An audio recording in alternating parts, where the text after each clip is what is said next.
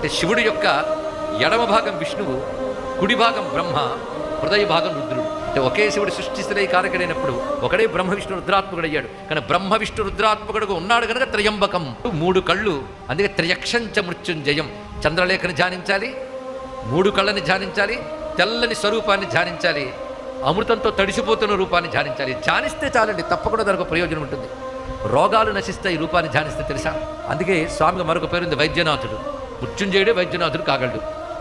అంటే మన ఔషధుల్లో కూడా మనకు ఆరోగ్యం ఇచ్చి బ్రతుకుని పెంచగలిగే శక్తి ఉన్నవాడు ఆయనే. అందుకే ఓషధీనాం పతయే నమః అని నమస్కారం చేసుకుంటున్న రుద్రమంత్రాల్లో ఓషధులకు ప్రభు ఆయన.